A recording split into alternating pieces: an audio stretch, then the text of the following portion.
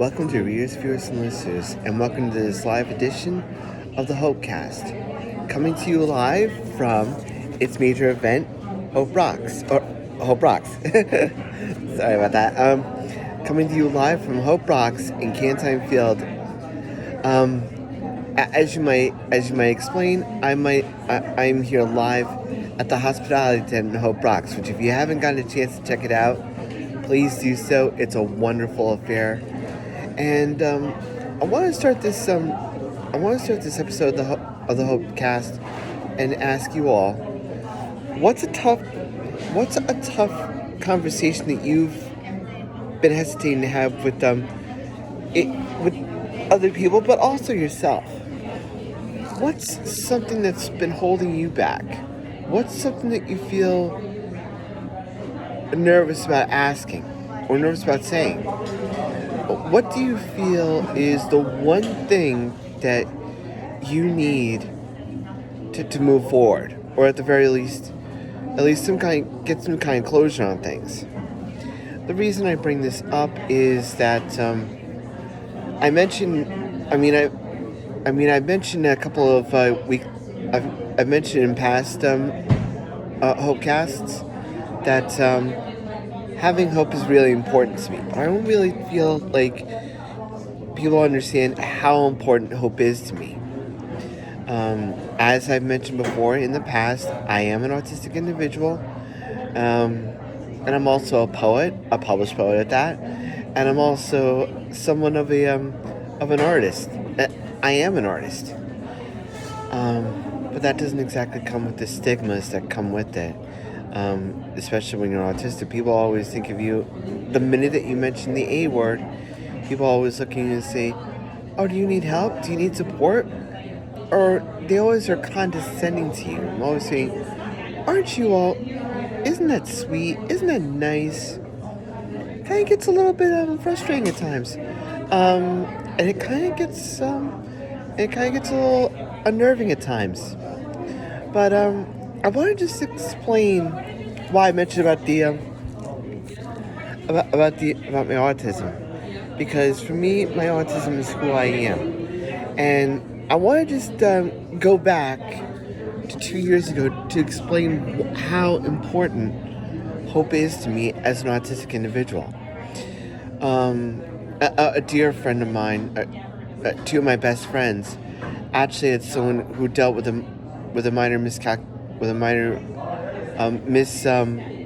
misunderstanding that turned fatal because one social cue led to another, and it led to the person taking their life. And that's why I kind of that's why I've been doing these HopeCasts and kind of trying to help out the mission the best I can of Hope Rocks. But seriously, it's something that all people. Hope is something that everyone needs, autistic individuals included. I mean, it's not easy being who we are, and it's harder when we're feeling it all alone. Thankfully for me, I've had a lot of wonderful friends here, and a wonderful support system that has really helped me get through a lot of the problems I've gotten through in my life. And I know I've mentioned Joe Jr. before, but I'll mention him again because he actually is a part of the story. Because I had just moved to a new school, I was just dealing with my parents divorcing, I was also dealing with puberty too. So imagine that perfect storm. So you're dealing with a divorce. So you're dealing with an impending divorce, new school, and puberty all at once. Yeah, it kind of feels a little overwhelming. And the one thing about this is that I had a wonderful teacher who really sees the best in everyone, in Joe Jr. And he was actually the one that really get me through the tough times of my life. It's no secret to say that my friendship with him is one of... I really care about the guy. And he's not only do I consider him one of my best friends, and his family too, but I consider Joe Jr. my spiritual advisor, because I feel like I could talk to him about anything and know there's no shame. And know there's no feeling guilty. Sorry. There's no feeling guilty, no feeling ashamed about how I'm feeling. Like, I know that I know the song sounds the same, but I know I've got a friend in him. And that kind of gets me to and he's been through that way throughout my life. And he's been that way for me like 2 years ago. Let me set the stage here, for example. Joe fell ill and had to be in the ICU. And this is in 2022. Right around the time that I was dealing with autistic burnout and didn't even know it. And just to see someone that I care about in the ICU, I couldn't help but let the feelings come to me. Like, he said that when a friend told me about what he was going through, that it broke his heart, and we matched in that case.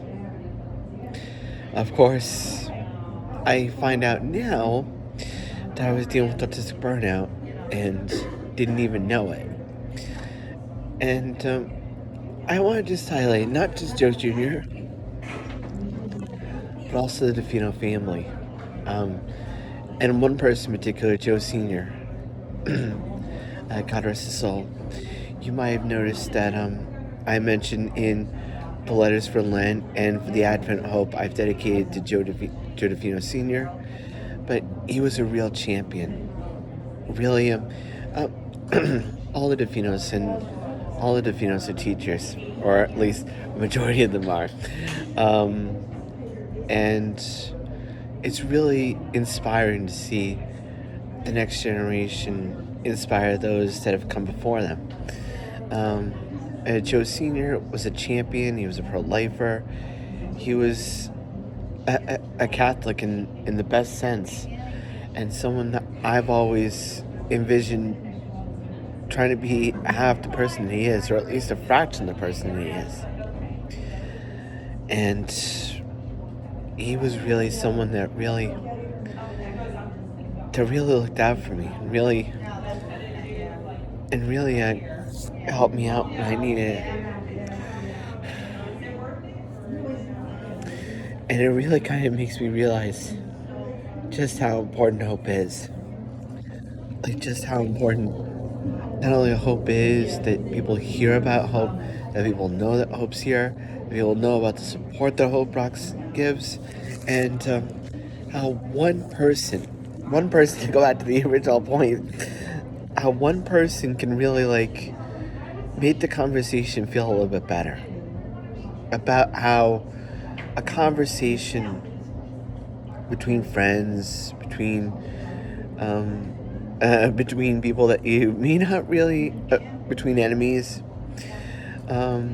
it can also take care of misunderstandings, faux pas, things that, if not taken care of at the start, can really snowball one to another to another to another. And it's kind of the reason why I not only support the Art Hudson, not only Grasp, but I also want to do the HopeCast for Hope Rocks. The reason why I'm doing all this is to kind of like get the word out there. And I know it's going to sound a little frustrating, but to say that whoever you are, wherever you are, at what place you're in, to know that you're not alone. To know that you're not, that your feelings are unique and they're yours and they're valid. But to also realize that you're not alone in how you're feeling. Like, you're not alone in how you're feeling in the present moment. And I'll admit, in my life, I've been known to be someone that's very daunting. I mean, I've been feeling, and it's one person that I mentioned, Dawn, um, who said that I mentioned how strong of a person I am, and that the females don't take for people who aren't strong or who can't stand up for themselves. And in a way, it's been really something for me, because I I really feel like I want to be the strong person that I am, but I also realize that I don't want to be the braggart, if that makes sense. I want to be able to make sure that I give hope and I'm strong for everyone else, but sometimes I realize I need to be strong for myself too.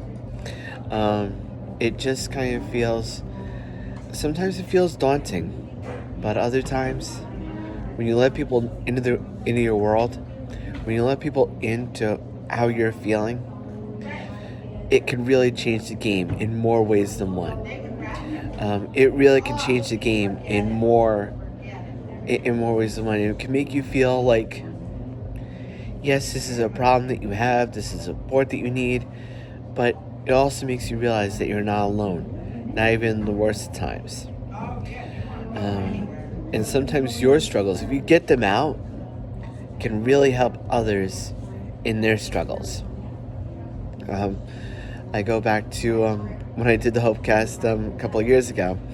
I wanted to make sure that they were something that I could look to in my darker times, but I also wanted to make sure that they were something that I didn't want to be authentic. One of the one things I don't want to be is inauthentic. Even when I'm really not sure of the impact that I have in others' lives. But the reason I bring that up is because that I want these hopecasts, I want these hot takes to be authentic. I want them to be me dealing with problems that maybe you might feel with too. And it's something to be happy about. And it's something to show that hope really rocks even in the darkest times. So, to use Hope Rock's own mission statement, they say that they're responding to the darkness of addiction and suicide, and I'm part of that. I mean, I've dealt with suicides, and I've dealt with people that are addictions, alcoholic addictions, but I also want to make sure that I spread the word out to kind of show that even though it may seem like a bad thing, that you're not alone in anything that you're dealing with. It could take one song. Like, one song for me, for example, is my personal favorite from Billy Joel. You're Only Human, Second Wind. And which was ironically done for suicide prevention. And that one song really hooked me on Billy Joel. And this feeling of autistic burnout, while I was dealing with the hopelessness of the situation, really helped me when it came to the calamity I was dealing with my friend Jace, when he was dealing with the Hope Rocks when he was dealing with the Billy Joel concert. But that's another story for another time. But I want to bring that up to kind of explain to you guys how hope really rocks, how you matter, how your life, your story, and everything about you matters. So I know this video is getting a little bit too long, so I hope you guys like this stream of consciousness HopeCast live from the wonderful event called Hope Rocks. If you want to check it out, please check out hoperocksny.com, and I'll leave some videos. I'll leave some descriptions in the video to kind of show you where you can get help if you're needing help. So, with that being said, I wanted to say thank you to everyone who's been listening to these HopeCasts. Thank you to the DeFino family, to the Levises, the Bakers, everyone that's been in my life that really has made a difference in my life. Stay safe, stay strong, and until the next HopeCast, shine on.